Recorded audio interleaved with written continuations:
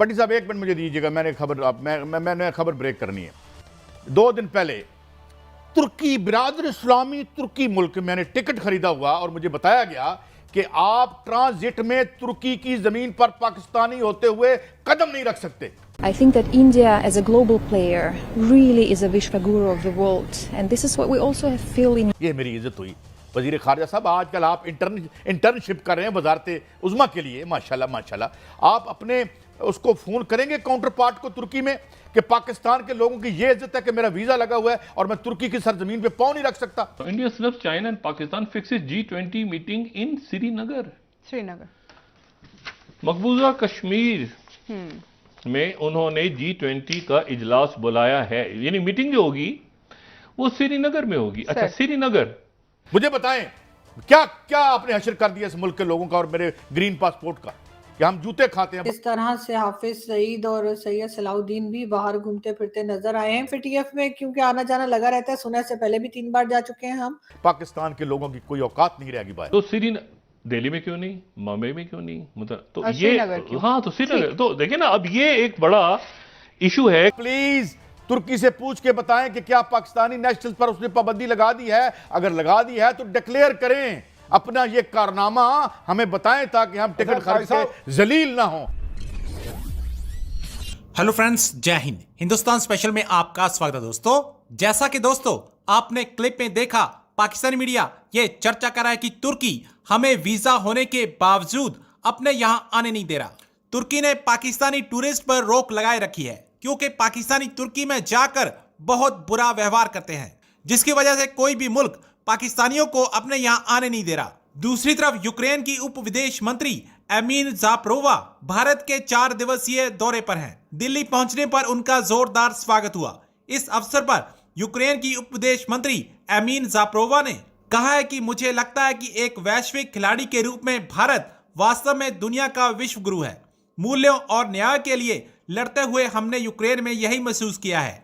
इससे पहले उन्होंने ट्वीट करते हुए कहा, भारत की यात्रा करके खुशी हुई। वह भूमि जिसने कई ऋषियों, संतों और गुरुओं को जन्म दिया, आज भारत विश्व गुरु, वैश्विक शिक्षक और मध्यस्थ बनना चाहता है। और दूसरी बात मैं आपसे पूछना चाहता हूं, आप वजीर खारजा हैं। कल 2 दिन पहले तुर्की बिरादर इस्लामी तुर्की मुल्क में मैंने टिकट खरीदा हुआ और मुझे बताया गया कि आप ट्रांजिट में तुर्की की जमीन पर पाकिस्तानी होते हुए कदम नहीं रख सकते। ये मेरी इज्जत हुई। वजीर खारजा साहब, आजकल आप इंटर्नशिप कर रहे हैं वजारत उज़्मा के लिए, माशाल्लाह माशाल्लाह। आप अपने उसको फोन करेंगे काउंटर पार्ट को तुर्की में कि पाकिस्तान के लोगों की ये इज्जत है कि मेरा वीजा लगा हुआ है और मैं तुर्की की सरजमीन पे पाँव नहीं रख सकता। मैंने जब उस औरत से पूछा, मैंने कहा अगर मेरा अमेरिका का वीजा लगा हुआ है, ये लो अमेरिका का वीजा है, मैं फिर भी तुम्हारी सरजमीन पे, कहते नहीं ये इज्जत है। रोज आप भाग रहे हैं, इधर जा रहे हैं, उधर आनियां जानियां। मुझे बताएं क्या क्या आपने हशर कर दिया इस मुल्क के लोगों का और मेरे ग्रीन पासपोर्ट का कि हम जूते खाते हैं बाद में। और हाँ भट्टी साहब, ईरान को मैं मान गया, उसने कहा अब हम भाई हो, तुम जहां कहोगे हम तुम्हें लेके जाएंगे। और 10 रुपए का लीटर पेट्रोल बेच रहा है और आप अमेरिका के जो गुलाम हैं, जो उसके हम कमीशन एजेंट बने हुए हैं। भट्टी साहब, मैं ये खबर तोड़ना चाहता था कि इनकी वजह से, इस करप्ट रूलिंग एलीट की वजह से पाकिस्तान के लोगों की कोई औकात नहीं रहेगी बाहर। अब आप बात करें। काई साहब, मैं अदब एहतराम से, आप बाहर कह रहे हैं, मैं कह रहा हूं पाकिस्तान में कोई औकात नहीं है।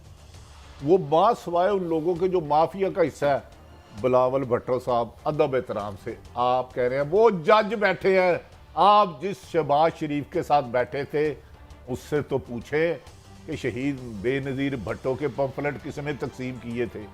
कम से कम इतनी जुर्रत करे अखलाकी अपने आप को। हकानी कौन था, किसका मुलाजिम था? अमेरिका में किताबें लिख रहा है आजकल कि मेरे बाप की जबान क्यों काटी 5 साल में इस। और हाँ, बिलावल भुट्टो साहब प्लीज तुर्की से पूछ के बताएं कि क्या पाकिस्तानी नेशनल्स पर उसने पाबंदी लगा दी है। अगर लगा दी है तो डिक्लेयर करें अपना ये कारनामा, हमें बताएं ताकि हम टिकट खरीद के जलील ना हो। डॉन ने जो एडिटोरियल छापा है उस हवाले से कितना कंसर्निंग हो सकता है। हम क्या बिल्कुल ही ऐसे हो गए कि हमारा दिमाग नहीं चल रहा, सेंसलेस हो गए या क्या हुआ हमें? कभी तो मेरे ख्याल से कुछ महीने हुए हैं कि जी हम ग्रे लिस्ट से FATF के निकले। ये सिर्फ एक बात नहीं है फखर, उससे पहले आप जानते ही हैं कि किस तरह से हाफिज सईद और सैयद सलाउद्दीन भी बाहर घूमते फिरते नजर आए हैं। मुझे बहुत हैरत हुई कि मैं अभी कोई 1 या 2 दिन पहले मैं एजाज के चैनल पे गई थी, एजाज सैयद जो ओके। हमारे दोस्त हैं, और वहां पे एजाज के साथ एक शो करना था। वहां जी। बात हो रही थी FATF की, और ये कि क्या चीज होनी, इंडिया पाकिस्तान की बेसिकली हम लोग बात कर रहे थे। जी, जी। तो मैंने कहा कि ये डबल गेम ना खेली जाए कि हाफिज सईद को अरेस्ट कर लिया और उसके बाद फिर वो बाहर घूम रहे। तो आई वाज सरप्राइज के एजाज ने कहा कब बाहर घूम रहे थे, तो क्योंकि ये चीज तो मेरा ख्याल है मुझे एजाज से पता लगनी चाहिए थी। लेकिन एनीवे मैंने उनको जब याद दिलाया, शायद वो भूल गए होंगे कि किस वक्त बाहर घूम रहे थे, और उसके बाद एक हंगामा था, आप भी इंडियन शोज में गए थे और मैं भी, और इस तरह की चीजें हम करते रहते हैं। और मुझे हैरत है कि घबराते नहीं है यहाँ पे कि FATF में, क्योंकि आना जाना लगा रहता है, सुनने से पहले भी 3 बार जा चुके हैं हम, और ये चौथी बार था। तो शायद एक आदत सी पड़ गई है हमें कि हम इस तरह के लोगों को सपोर्ट भी करते हैं और उसके बाद घबराते भी नहीं है, और इस बात से भी कोई नहीं डर रहा कि अगर FATF में फिर चले गए, क्योंकि पहले ही आदत हो चुकी है आने जाने की, और फिर कह देंगे कि जी साजिश हो रही है, सिर्फ हम ही को क्यों करते हैं, बाकी लोगों को क्यों नहीं देखते, फिर इस किस्म की बातें शुरू हो जाएंगी।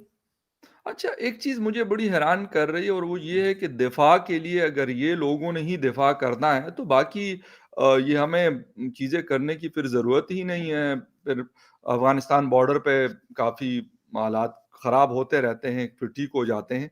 वहाँ पे भी इन लोगों को भेजा जाए या इस तरह के और लोगों को भी, और वो ये थ्रेट कर रहे हैं। वैसे तो वो धमकियाँ लगाई उन्होंने इमरान खान नियाज़ी को, वो भी मतलब इनसे कुछ कम नहीं है। अपनी कुर्सी और उसके लिए वो भी कुछ करने को भी तैयार रहते हैं हर टाइम। ये उनका भी तो बड़ा ट्रैफिक रिकॉर्ड है इस हवाले से। लेकिन हम ये सोचते नहीं है कि भाई दुनिया के सामने दिफा आपका, डिफेंस आपका ये लोग नहीं कर सकते भाई। उसके लिए आपको क्वालिफाइड लोग चाहिए, बहुत अच्छी डिप्लोमेसी चाहिए, बहुत अच्छी इकोनॉमी चाहिए, तो तब जाके आप किसी के सामने बात करते हैं और आप कहते हैं, वो कहते हैं जी न्यूक्लियर पावर है और न्यूक्लियर पावर के खिलाफ बड़ी साजिशें हो रही है। मैं ये नहीं कहता कि दुनिया के किसी मुल्क के खिलाफ साजिश नहीं होती या पाकिस्तान के खिलाफ नहीं होती, यहां तक मैं बात मानता हूं।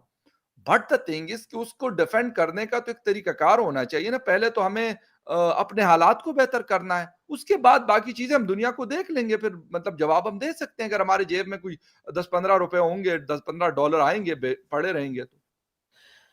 देखिए, मेरा ख्याल है जब से पार्टीशन हुआ है 1947 से, तब से शायद हम अपने अंदर वो कॉन्फिडेंस ला ही नहीं पाए जो किसी कंट्री को क्रिएट करने के बाद आना चाहिए। या हम हमेशा यही डरते रहे, पहले तो हमें यही लगता रहा कि भारत हमारा दुश्मन है, हमें कोई पसंद नहीं कर रहा।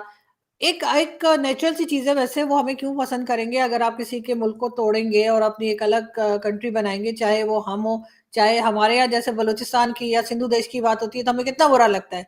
एज अ सिविलियन हमें बुरा लगता है, हम ना तो फौज से हैं, ना गवर्नमेंट से हैं, फिर भी सुन के हमें अच्छा नहीं लगता कि जी बात हो रही है कि जी हमारी कंट्री के हिस्से कर दें।